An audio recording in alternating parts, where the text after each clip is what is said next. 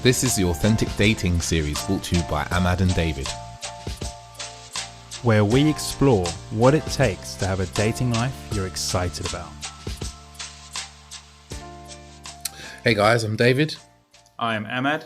And this is the Authentic Dating series. So we have an incredibly special episode for you today, and something that's really dear to our hearts. We're going to be talking about men's groups. And David, do you want to introduce our special guest? Yeah. We've got a guy I met actually earlier this year before the world shut down, called Lawrence Johns, and I was invited to a men's group that he runs over in Islington by my old boss. Shout out to my old boss, Sven. And it was a beautiful space that he created there.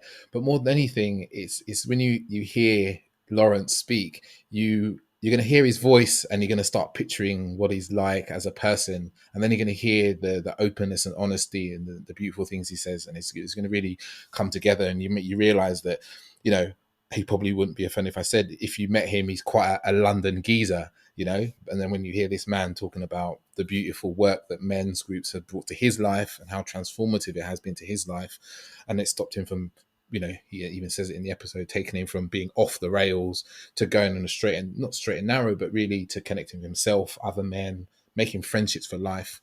And he's a great guy, and we got him on to talk about the men's groups that he's been running during lockdown, actually. And we go through some of the statistics around loneliness and suicide amongst men.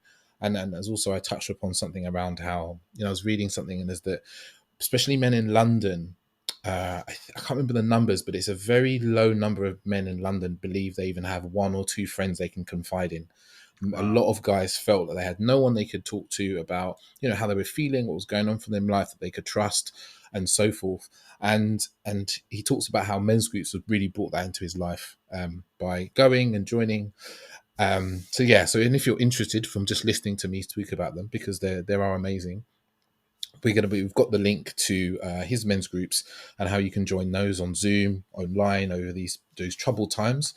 And I'll just say this: when you join, you can say as little and as much as you like. You can just go there, probably keep your camera off, and no one will say anything, and maybe just listen in and pass on the speaking, or you can say as much as you like.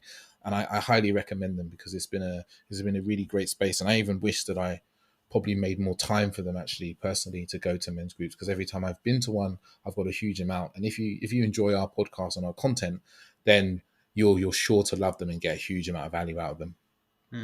Yeah, they're an interesting space. And one of the things that you're going to hear on this podcast today is about how men's group really help men to evolve. Like, it's an interesting space where men are helping men and supporting men to evolve instead of, the usual idea of men, which is like we're always in competition. And you're going to hear a lot about that. I won't give away all the details.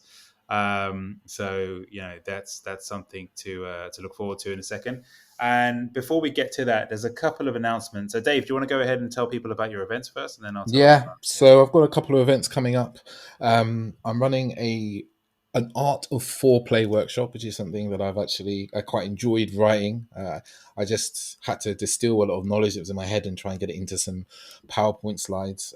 It's a sort of workshop I'd much prefer to do in person and show men how to touch and so forth. Then we're going through, exactly, all of us naked. I'm going to go through like the art of touch. I'm going to talk about, how to play with the clitoris, how to touch the clitoris in the right way, the different pressures of touch as well.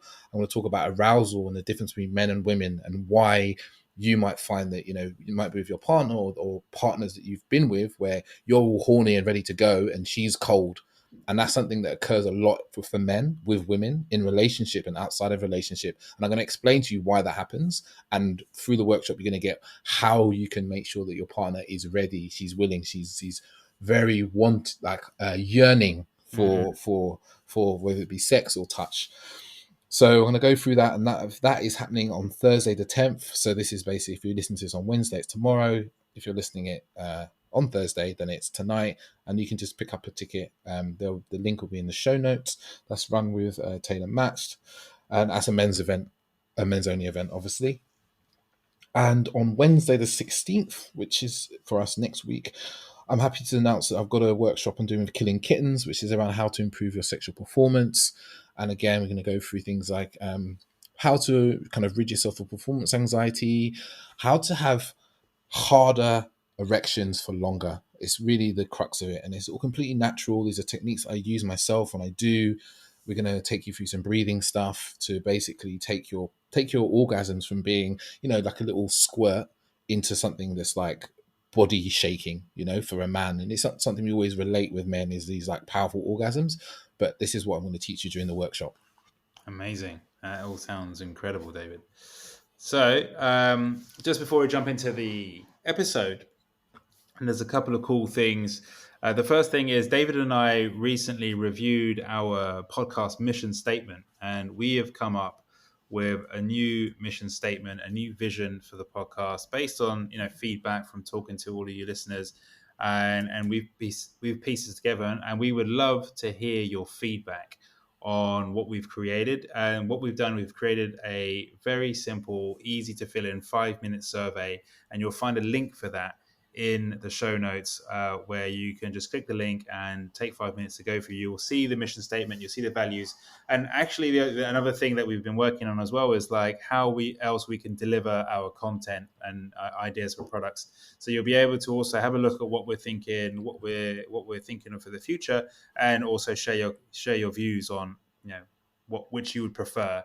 So have a look at the show notes, and you'll see in there a link. You just click that and fill in the survey. We really appreciate that.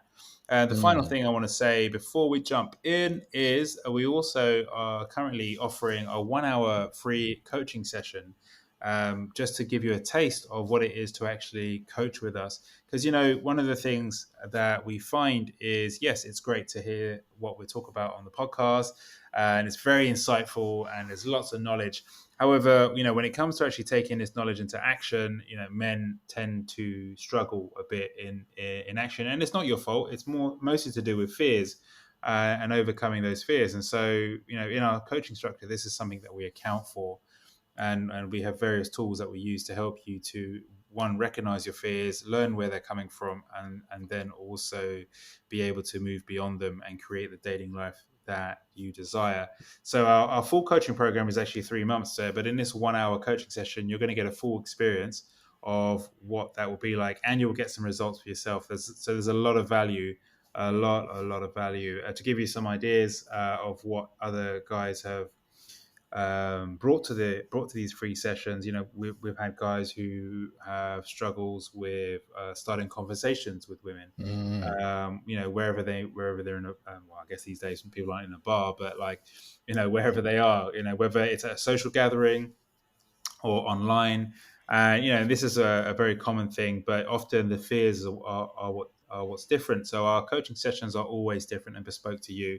Another guy, he was struggling with commitment, and wanting to know how can he actually create a relationship that he's happy with, because he always found that once he got into a relationship with a woman, he would become frustrated, and slowly but surely he would start to doubt the relationship, and then before he knew it, things had fallen apart and he was back at square one, and this was a bit of a repeated pattern. So there's you can literally bring any issue to the table. David and I are very good at shooting from the hip and sharing our knowledge. We between the two of us, we've experienced a hell of a lot of different dating scenarios. There's nothing embarrassing that you can tell us that we haven't done already. So, if you want to go ahead and book a session with us, you can get in touch with us, and we'll send you a booking link, and you can get a 1-hour free session with us, completely free, no obligation, no hard sell. It's just us sharing our knowledge and helping you. Oh yeah, it's beautiful. Just get some value. It's something that we've had some great calls as well. So we really enjoy actually talking to people that listen to our podcast. Actually, so, if anything, just get involved and have a chat with us. Read our mission and vision and stuff. Why this will be really valuable to you actually is to fill this in. Is actually you'll get to have a say in what we talk about, what sort of workshops we run, and what sort of value you can get. And it's an incredible value to us. And we hope that we give you a huge amount of value every week. And if you can just give us what would be like 3 to 5 minutes of your time for a few click boxes, would go a long way for us. Amazing. So without further ado, let's get into the episode. Hey guys, so we're back with another episode of Authentic Dating Series, and we've got me and Amman have got a great guest today. We've got Lawrence Johns. He has been running men's groups for the best part of 20 years, and is here to talk to us about men's groups, what they're about, and the benefits. But I'll let him introduce himself even better than that. Hi, yeah, thanks for having me. So I'm Lawrence Johns. I'm the Training and Outreach Director of the Mankind Project UK and Ireland. And Mankind Project has been supporting men in transformational workshops and peer facilitated men's groups for 35 years, 25 years in this country. And I've been involved as a men's group leader since 2002. And not recently, but over the last couple of years, we became a charity 4 years ago. And what became clear was that our social benefit would really be around men's groups and taking the work we do with men's groups and opening it out to more men. And that's really where I got involved professionally with the organisation. I've been a volunteer before that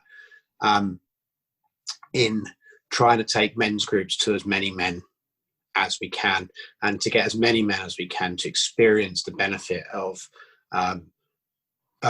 spaces where you can share in a compassionate, non-judgmental setting and be heard and supported by other men. And that's brought me here today to talk about that to you fine men. Thank you. I actually met Lawrence I think it was the beginning of the year. I remember it being cold and dark at a men's group in an Angel, and it was a beautiful experience. Actually, I really loved the evening. And it couldn't have been too long before the world stopped and shut down, actually. But let's start with a good question, I guess, is what is a men's group? Like, for the listeners who have never experienced one and not sure what it is, what is a men's group?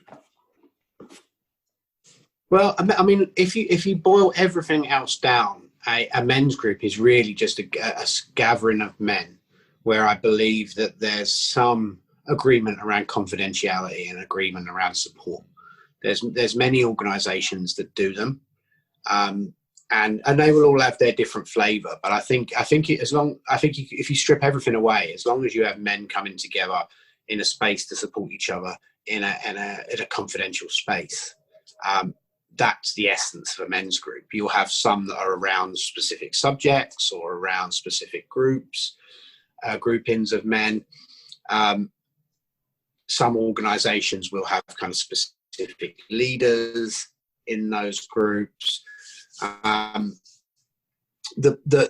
Mankind Project flavour and the flavour of the ones that I run within them is we try and create a space that's as peer facilitated as possible, really. So obviously we have trained men there for safety and to teach the structure, but it's very much about teaching the structure so that men can kind of run them themselves.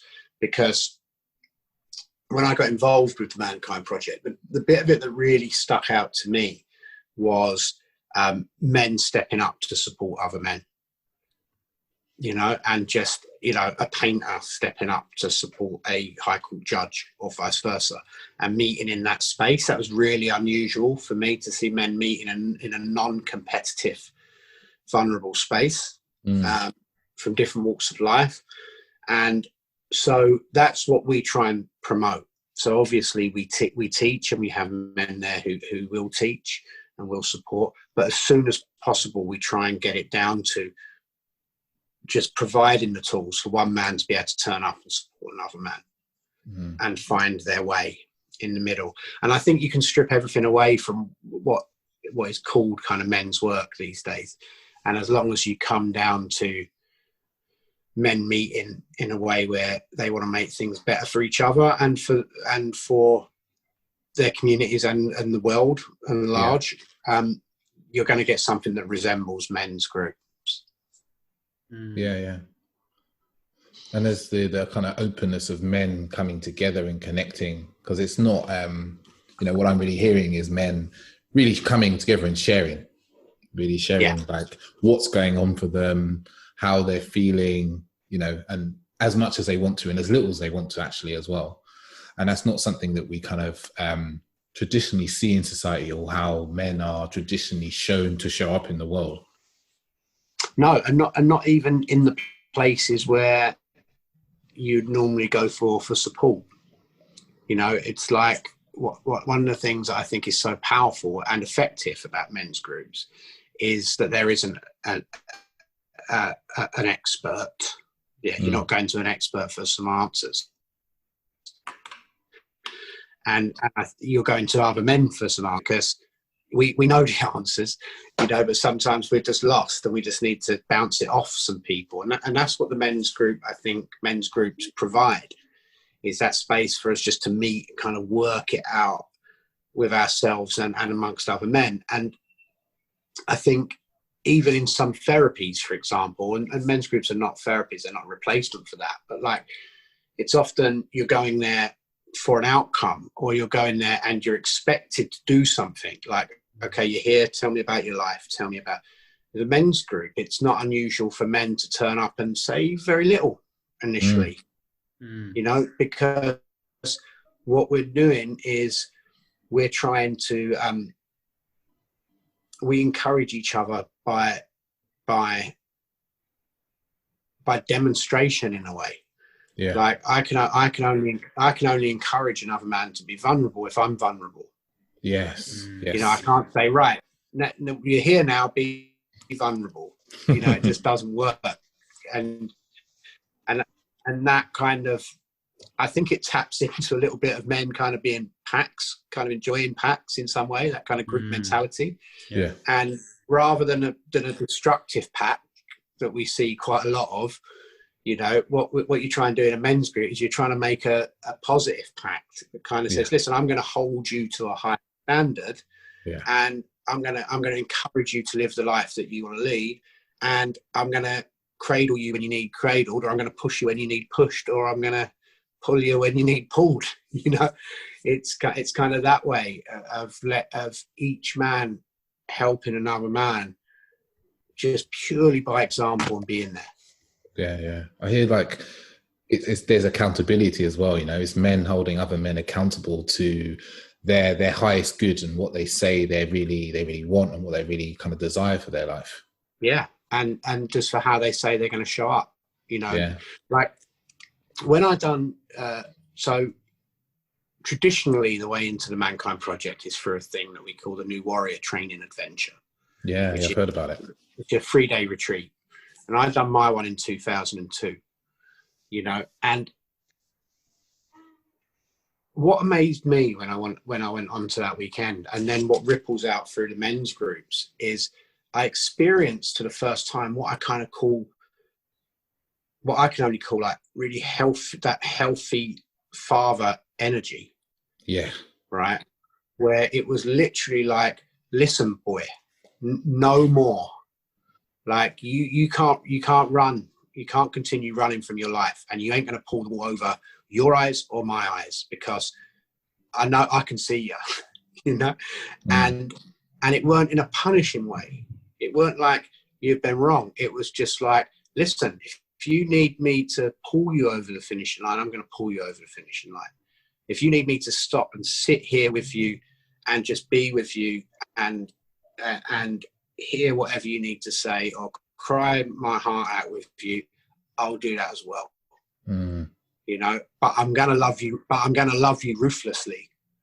You know, it's going to be, it's a firm kind of, well, yeah, I can only describe it as like a really healthy father energy. I'm going to hold you accountable. I'm going to hold you accountable. I expect you to hold yourself accountable. You know, I'm going to be straight with you, and I'm going to be compassionate with you, and I'm going to hold your heart. Yeah, I imagine for a lot of guys, and I'm partly speaking for myself here, like this might be the first time they've ever felt that sort of energy in their lives. You know, maybe they had absent fathers, like myself. Like my father's pretty absent in my life, so that kind of healthy father energy didn't really exist. And for a lot of men, if their father was there and there was pushing, it was firm. It was too hard. There was a lack of compassion potentially, right? And it's like it's kind of filling that gap in our society where I kind of allude to what I said before, is that we're used to men showing up in a certain way, and we're used to our fathers being a certain way, especially the kind of traditional man, as we see played out often in, I think in politics, but it's just like, winning at all expenses without any care or love and compassion, as you said. Yes. And it's, for me, it was certainly the first time I'd come across it. And there was a part of me that had been waiting for it for a long time. Like I'd been waiting for I'd sort of been waiting for the Rocky music to kick in and go like, right, your life has started now. This is it. It's really the start. Like you're right in your life. You've got nothing else. There's nowhere you can go. You've just got to do the hard mile if you need to do the hard mile. You've got to do the work to make your life the way you want it to be. And I don't mean that in some kind of like Tony Robbins add 6 figures to your salary kind of way. I just mean in terms of how I want to feel, on how I wanted to feel on a daily basis, how I wanted the world to see me, how I wanted to show up in the world, the change I wanted to make, the movements I wanted to make. I was kind of waiting for someone to go, well, you got to do it, and I'm here with you if you can. And moving back to kind of men's groups, I think if you're in an ongoing men's group, it really creates that sort of environment, because you get to know these men on an ongoing basis, and if it creates a space where you can be completely vulnerable if something isn't working for you, right?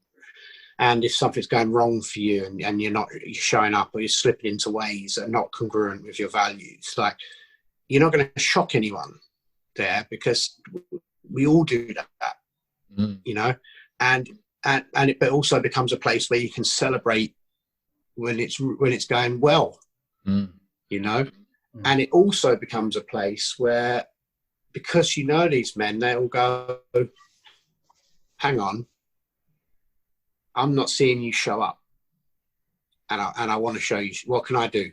What can I do to help you get where you want to be? And it's, for me, that was like, as I say, I went into my first men's group in 2002. I've been in one ever since.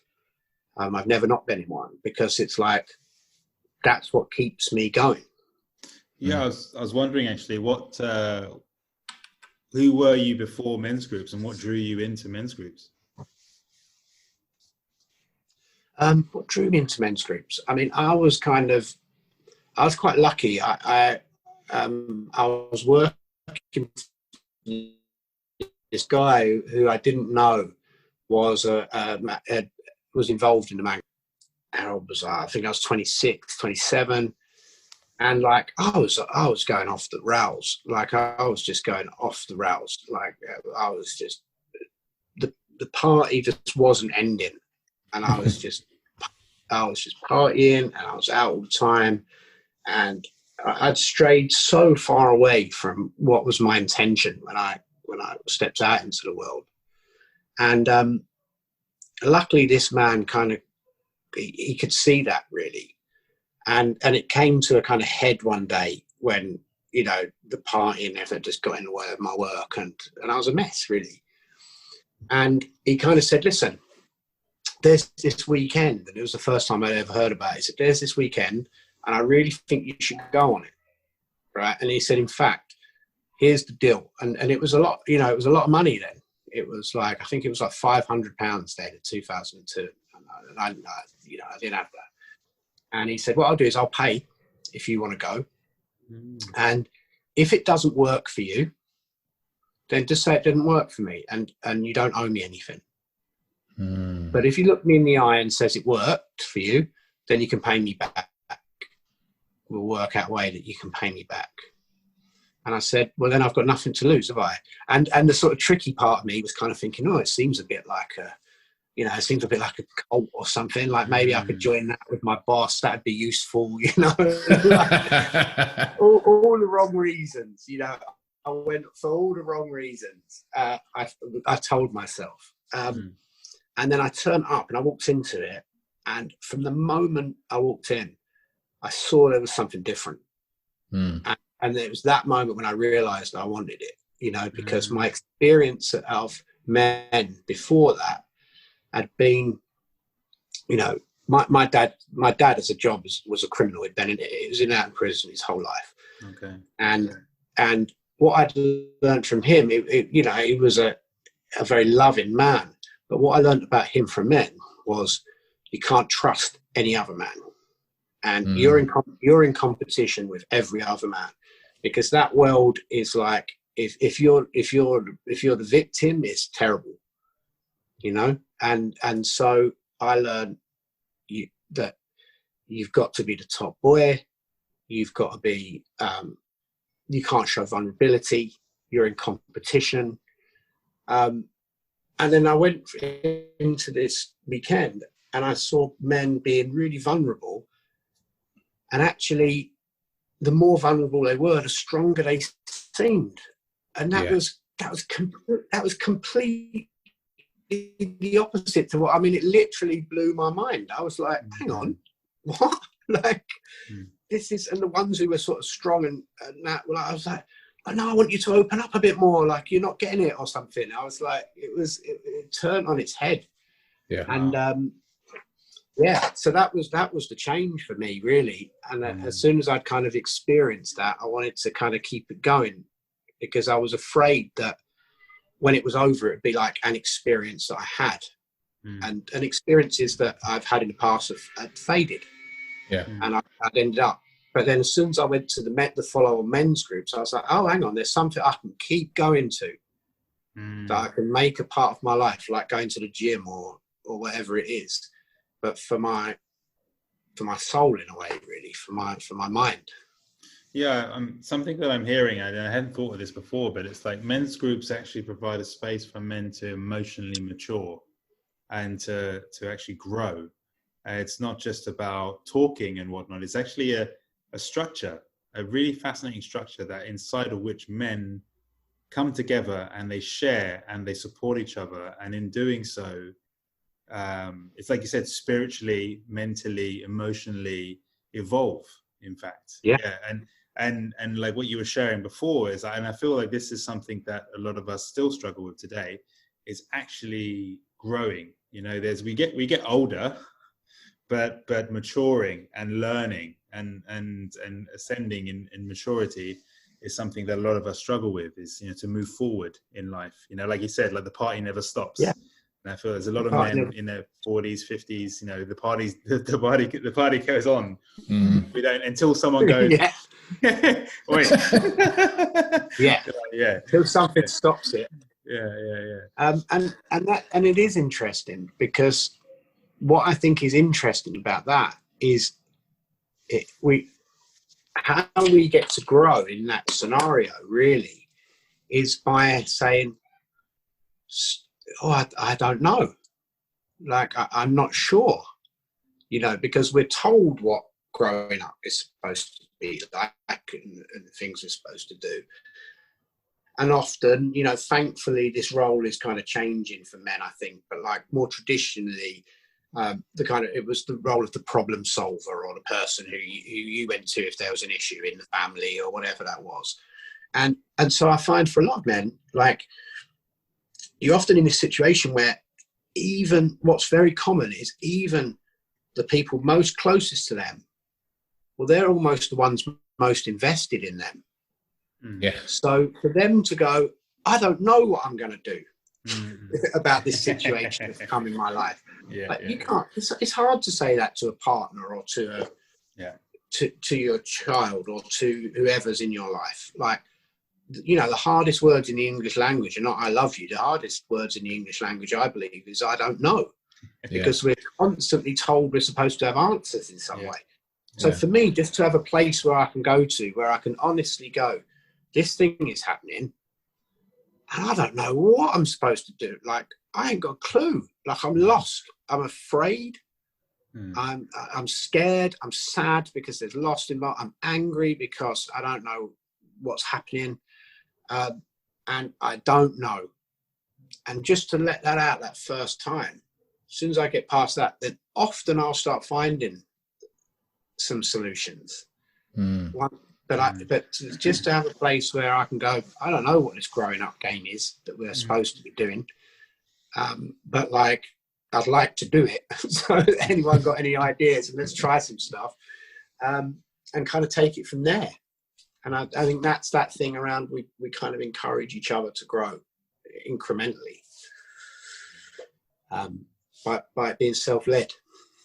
Yeah, you were talking about something that I really heard in there was about the vulnerability of just like saying you don't know, saying what's really going on for you. It's something we talk about a lot when it comes to relationships. Like, the man-woman relationship is like, if men can show up and be vulnerable with who they are and show sometimes they just don't know. There are times as men we just have no idea what we're doing, but we've been so socialized into that we should always know, we should always have an answer, we should always have a fix to whatever problem. But it's in those spaces of opening up in your relationships and saying, oh, I don't really know, I don't understand, I need help. That's what really connects people together, right? And I'm hearing the same is true in romantic relationships, but the same is definitely true in the men's groups as well. Yeah, it's I've built some friendships within my men's groups that are probably going to be some of the greatest friendships I've ever had in my life. I trust those men literally with my deepest secrets, right? And with my heart in many ways, with my safety, with my heart, with all of it. I trust them. And that bond has come from that vulnerability.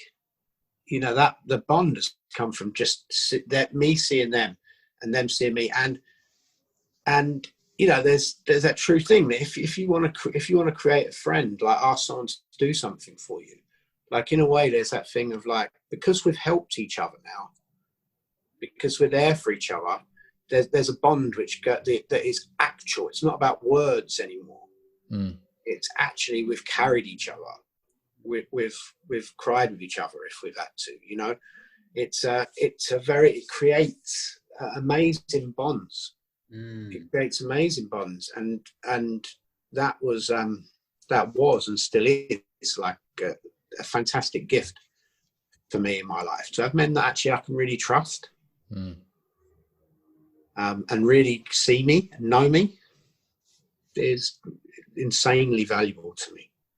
It's beautiful, really beautiful. I do have a question actually about why men come to men's groups. What, in your experience, your vast experience, like what are the main reasons why men actually turn up, that decide that they want to come to a men's group? I mean, very different reasons. I mean, kind of, some through kind of necessity, like it's literally got to a stage in their life where they're like, I need to do something. Like this isn't working. This isn't working for me. So some it's like desperation, and sometimes it's sort of inspiration. Sometimes it's like, hey, I've seen this thing and I want more of this in my life. But quite a common reason is you'll hear men say that I just don't have very positive male friendships in my life. Yeah.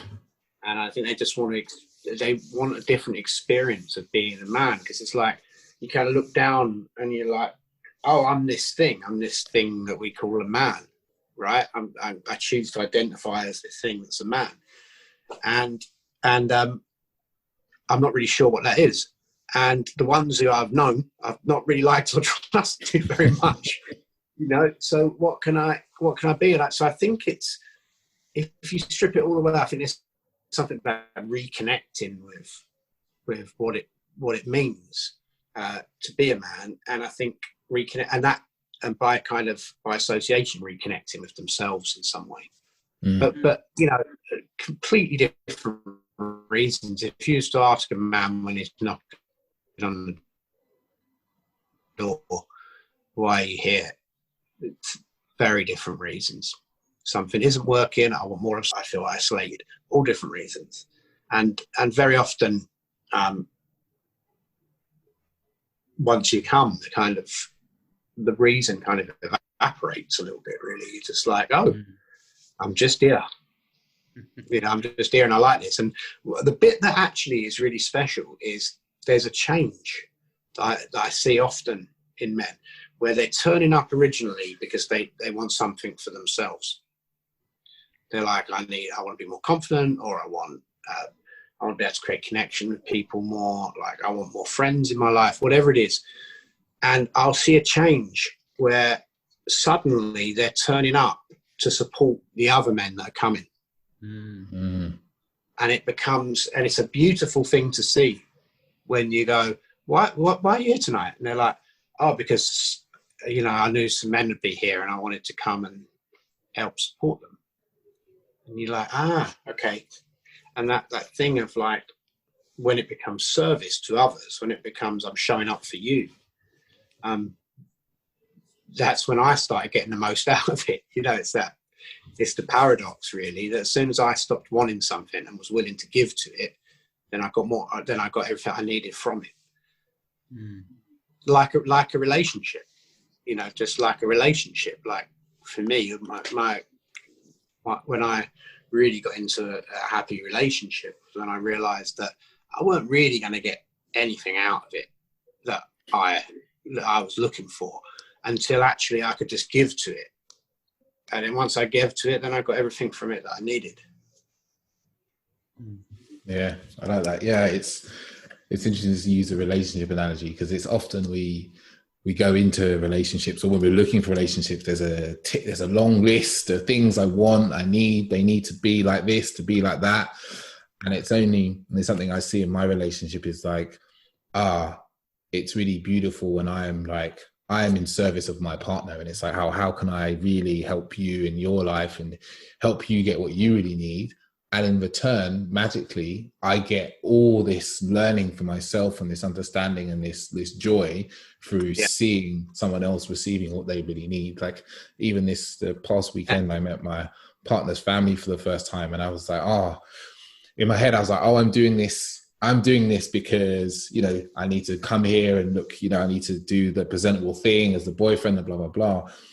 And I was playing with the niece and nephews, and I was just like having fun with the children. And I was like giving to them, playing with them, picking them up, throwing them around. And I was like, I'm enjoying this as much as they are, And it is that like, when you can as a man, because I don't know whether it is, it's like almost, I think the world for men really occurs as a transactional thing when we can be a bit immature, and it's like, if I give you this, I want something, it's, the kind of business world is very transactional. Yeah. And so we become scared to kind of give, it's something we see again in coaching men around their dating. It's like, I don't want to, I don't want to show my hand first, or I don't want to, give too many of my feelings over or give my heart over to someone if I know I'm not going to get the same back. And we continually are telling guys, it's like, no, it's when you open yourself up and you give yourself to someone that you can truly experience who you are, and then you can truly experience them. Yeah, and I think it's also around that thing of like, I was certainly taught as a young man that, especially relationships, they were kind of like, as the bloke, as the guy, it was kind of about me somehow. Like this, I needed this partner who was going to come in and come with me on my journey through life. Like it was like I was looking for and it took me a long time to realize they've got a life too. Like it's not, the whole world doesn't revolve around me. It don't revolve around me, which I spent a lot of my time as a young man kind of believing that actually the world was kind of there for me in some way, and it was all about what was it going to make me look good? Was this compatible for my journey and where I wanted to go? And as soon as I realized that actually, like, it's more as I help, the more I'm about others, the more where I want to go becomes clear. And especially in a relationship, the more that I'm trying to help that person move in the way they want to go in their life and achieve the things they want to achieve, and to live in the way they want to live and experience life as they want to experience it, then the more that liberates me, because it's not, I'm not caught up in it. It's like they become more and more solid, so I'm freer. Yeah. There's another paradox that I see, which I find quite interesting, and it's something that it's been mentioned in this conversation, and it's how there's so much available to men when they open up and share with each other and speak openly and freely about how they truly feel about stuff, and actually allows us to move forward. And yet the paradox is, somehow we all live in a world where initially we believe that this is the opposite. Like, by doing that, we'll actually end up in ostracization or ridicule. And then we all participate in this game where we don't do it initially. And then eventually we have to peel back the layers of the onion and surrender to the fact that, oh fuck, if we want to move forward, we need to open up and share as men and not compete. Yeah. It's fun. You find that in men's groups quite a lot. There's a really interesting conversation I've had repeatedly, where men will say something like, "Isn't it great that men can share like this? Wouldn't it be good if we could be like this outside?" And I'm like, I am. I try to be, because that's it. It will work out there. It will work as well. It's like, but the only way it's going to work is if we all go, "Oh, do you know what? Like, just see me as I am. Just hear me for what's really going on with me." Because we're all wearing these masks all the time. We're all given these personas that we put on, and you see it in the workspace all the time. It's like, well, it's just, you need to dress this part to go work, otherwise people won't think you're professional. Yeah. So just put that look on so you look professional. And you're like, yeah, but if we all just said, "No, that's not true," then that wouldn't be the case. We're colluding in that's somehow the professional look. We're all colluding in it. And if we stop the collusion of, oh, we've got to be, we can't be vulnerable, we've got to be strong, we've got to be in control. If we stop colluding in that, we're the only ones who are going to benefit from it, because then we get to see each other as we really are. Yeah. Which is imperfect and fantastic, because we're imperfect. We're just messy humans. That's what we are. Yeah. I feel like the whole world would just benefit from this, this acceptance of the imperfection, of the vulnerability, as acceptance of the embarrassment, the fuck ups, like the whole thing, like you were saying, with work. But it doesn't just operate in work. It's almost like you leave your house and you're walking down the street and everyone's like, "Oh, I'm fine. I'm totally fine. I'm good. How are you, sir?" "I'm good. I'm totally fine." "Oh, good. Yes, I'm totally fine as well." We're all, and you see it, and every so often you might see someone standing on the street or something, and you see the look on their face of someone who isn't fine, and you kind of see them, and you're like, "Oh my God, they've stopped acting. What's wrong? What's happened?" And then we want them to, and then we do the thing is that, we are taught we have to fix them so they are fine, because people can't not be fine. And if they're not fine, I can't even accept that. I'm uncomfortable with that. And it's like, the more we can accept that we can be comfortable with being uncomfortable, the better we will feel, the better we can, accept the uncomfortability about other people as well. I was going to say, I have a joke about society where there's a range of human, and then this is society, and anything outside of that range we medicate. You're either too high or you're too low on the band. Yeah.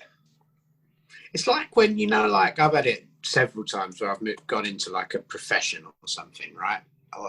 And I think, "Oh, that dude, he's killing it in that, he's sorted, he knows all this stuff, and he's so good at it, and he must work all this stuff out perfectly and all that." And then I get to know the guy, I think, he's winging it. Like he's just winging it. He's just really, All the time. you know? And I think that's a kind of, that's where we are. I think as humans, it's half the time we're winging it. You know, like we don't know. Who knows? It's you know, that this life that we live is so like random. You know, Absolutely. random. Yeah. There's so much hurt in it. You know, we're not. You know, the worst that we think will happen, that can happen, will probably happen one day. We will probably go through the worst thing that we ever think. If you're in a relationship, like, and it's the love of your life, and you're going to be in that relationship forever, one of you is going to watch the other one die. Yeah. Right. Yeah. That's a fact. It's brutal. You know, life is brutal. Life is random, and it's the best game in town. You know, it's like it's the only life we have, and it's beautiful, and it's fantastic, and it's varied, and it's weird. It's all of those things, you know, and it's hard.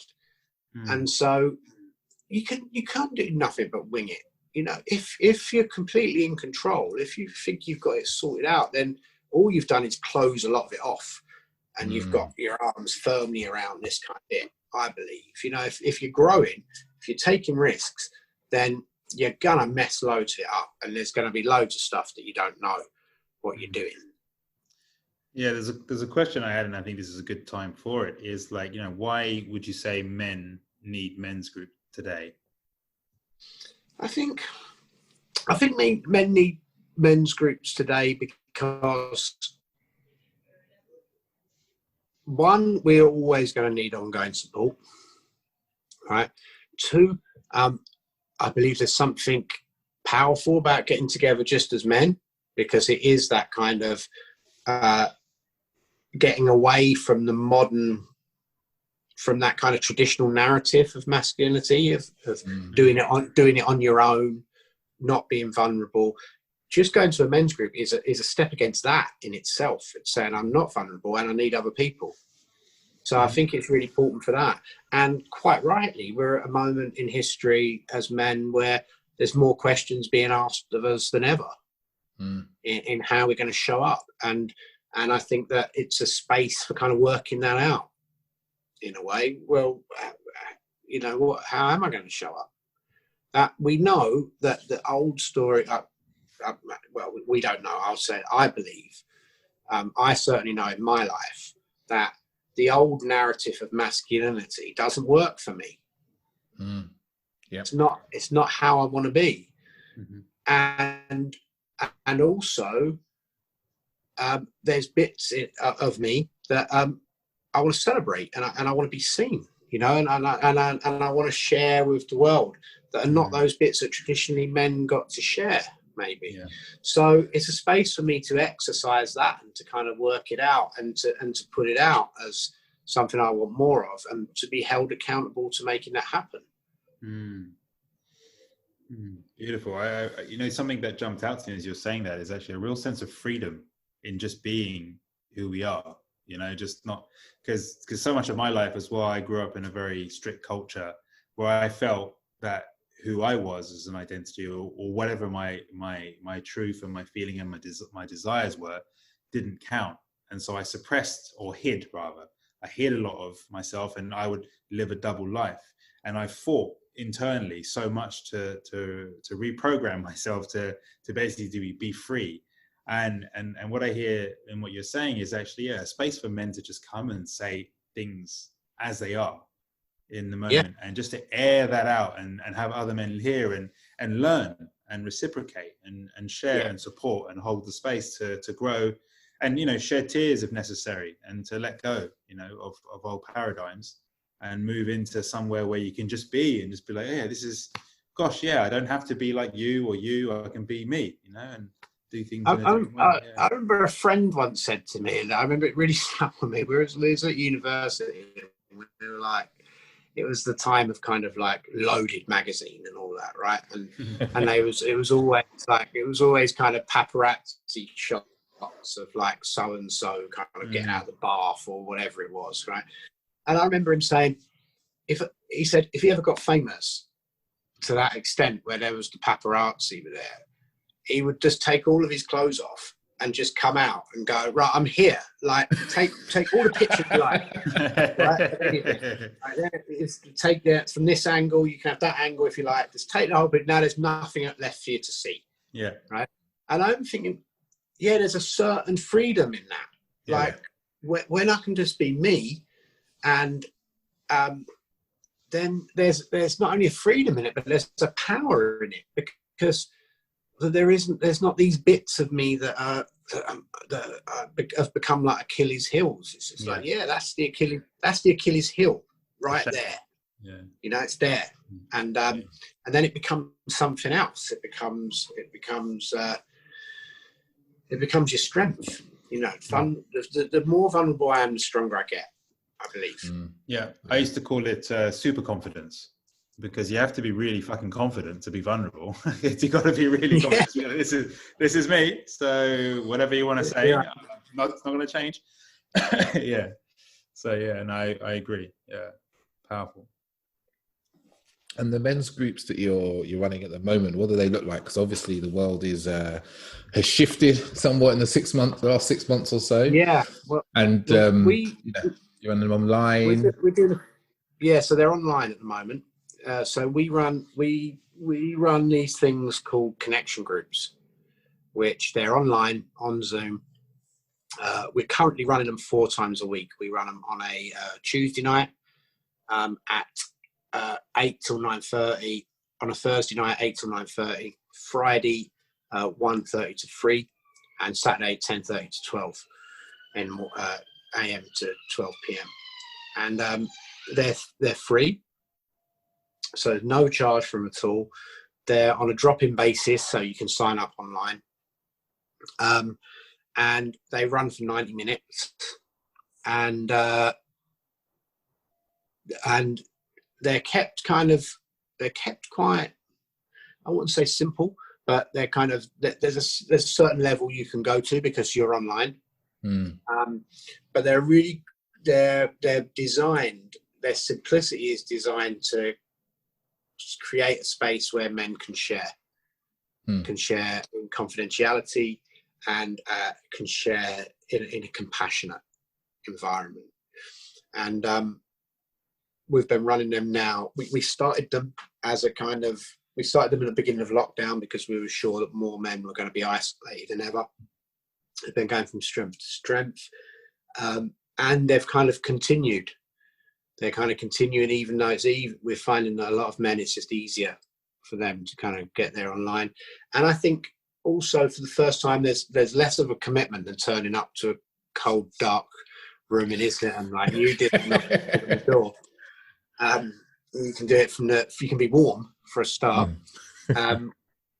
And so, yeah, we're running those now, and they're proving to be very popular and very powerful.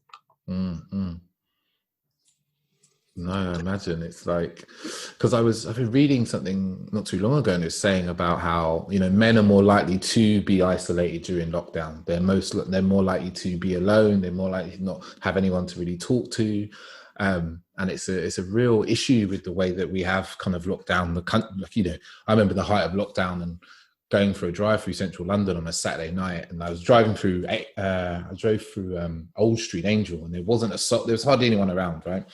And you realise a lot of people are just going to be sitting at home alone, and they won't necessarily be picking up the phone to their friends, because they'll be, you know, as men, we often are like, we don't want to bother anybody. I don't want to call up so-and-so, he's with his missus, I don't want to bother him.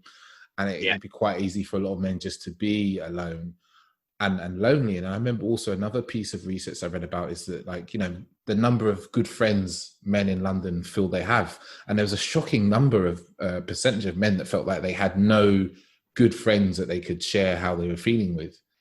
And it was something that I remember reading at the time and being like, wow. And those two pieces of information come together in the last few months, and you just think there's a lot of us who are at home alone, or even at home with our partners, whether that be without a job, not working, and feeling very stressed, feeling that our value as a man is diminished.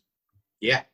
It was a pressure cooker. I think there's some research coming to light at the moment which said that during lockdown, at the height of lockdown, male suicide went up by 20%. Wow. which is a massive number. And then, Massive. and when you think there was a huge spike around domestic violence at that time, you know, because it was it's a pressure cooker for everyone. Yeah. You know, because there's fear outside, you know, and there's uncertainty and isolation and loneliness. You know, it was a terrible time for everyone. So we definitely saw an increase in men coming to us, and I'm really proud to say I think we played a substantial part. You know, during that time, we had over 600-700 men visit us. Wow. You know, That's it was a lot of men, and we're just looking to kind of keep that going and move that out. You know, and get more men coming just to try them out, just to see how they work, just to see if it's right for them. Yeah, and I can say from my experience of men's group is this, you know, I remember the night where I first met you in Islington, and just like going there, and, you know, as I said before, so I didn't have men in my life as a good example at all. I had no positive male role models really I can remember in my life growing up. And just to be in a room of grown men who were, you know, my age, slightly younger than me, a bit older than me, who were just strong in their sharing of how they, you know, what was going on in their life, for me, almost left kind of like goosebumps on me. And I've noticed in my life kind of since that, and even before, I'd noticed that I had this feeling when I'm in a group of men and they're sharing, I'm like, oh, this is so weird to me, but yet my heart just wants to move further towards them, you know, and be in that space and be in that energy. So if there's anyone listening and wants to attend these men's groups, I highly recommend. Please recommend it. Yeah, please. We'll put any links in the show notes, but how would the guys kind of access and sign up? So you can find us on Facebook on Mankind Project UKI Facebook page. Yeah. You can also find us on Meetup. You can find them on there, or you can just go to our website, which is www.mankindprojectuki.org. Nice, perfect. And you can sign up from there. And as I say, there's no cost and there's no commitment. Just come and see if it works for you. Yeah, I think that's the perfect dynamic for a man. You know, come see if it works, no commitment. Yeah, it sounds incredible. I'm just like, because how I first heard about the Mankind Project actually was through one of my old bosses. I went to the Warrior weekend, and he just came back and we've been running we run a thing called Man Up, which is kind of, I think you know Kapil, don't you, Lawrence? Yes. Yeah, so we run Man Up as a couple of events for men, talking about, you know, masculinity, the changing face of masculinity, sexual confidence. And my old boss turned up and he was just like, David, I went on this weekend, and he just looked at me, you'd love it. And I was like, okay. He was like, you sign up. And I was like, okay. And I, you know, hearing you talk about it again and again, it makes me just feel like, oh, this is what my soul needs. My heart needs to experience, like, you know, men coming together in that way for a weekend or a week. And I look forward to when the world opens up again and that's available. Yeah, I mean, sadly, we can't do them at the moment. I mean, they're big scale events, so they're large scale events, and we can't do them at the moment. But I really can't wait for them to come back. They are you know, I remember when it was pitched to me, my boss said, he said, it could well be the best weekend of your life. And he said, if it ain't, it will certainly be one of the most interesting weekends of your life. Yeah. And that's it. It's a completely immersive experience. You know, I've certainly not done anything else like it. Nice. It was fantastic. But, you know, it's horses for courses, you know. But I think if you want to dip your toe in the water and see a little bit about what the Mankind Project is about, these are a really good way. You know, these connection groups are a really good way to kind of build up trust with us, see if we're the sort of men that you want to be around. Wonderful. Sounds perfect. So how would our listeners get in contact with you if they wanted to speak to you about, you know, what it's like, or you can just, if you go to the website, if you go on the contact there, the email will come to me. Yeah. Okay. Perfect. Wonderful. Well, that's been a beautiful episode. I've loved that. I'll be looking forward to editing that and re-listening to it. So yeah, it's been a pleasure having you tonight. Yeah, Lawrence. thank you. No problem. Cool. Yeah, thanks for having me. Cheers, You're buddy. welcome. Thanks. All right, take care. Ciao. So that was an incredible episode. I really, really enjoyed that. So many insights shared, and I really hope you guys now have a good understanding of what you can stand to gain from a men's group. I mean, for me personally, even though I do these podcasts, and David and myself, we share so much, so openly and vulnerably.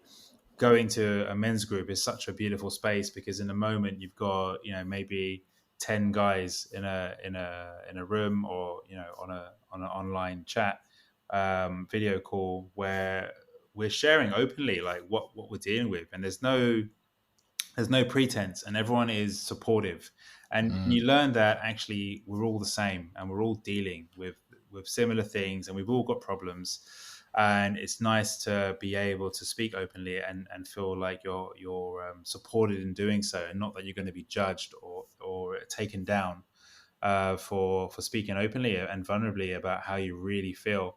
So I highly recommend you check out the links and check out a men's group, especially in these current times. These men's groups are so supportive, especially with everything that's going on right now. There's such a big issue of mental health. It was mentioned as well that suicide rates are up, and this is largely because people don't talk, and especially men, we don't talk about how we really feel. So do check it out. And if you have any questions about anything that we discussed on the show, always know that you can get in touch with us you can get in touch with via our website. Our email is hello@authenticdatingseries.com, or on Instagram you can DM us at any time, which is @authenticdatingseries. Yeah, and just to reiterate what we said earlier in the show, we've got we've got a little survey we'd love you to fill out. You've listened to an episode, you got a flavor for it if it's your first time here, and if it's your 60th time here, then you have a really good idea of what we're about, and it'd be wonderful if you just fill that in and just help us get an idea of how our message is landing, how our vision is landing with you as well in terms of products.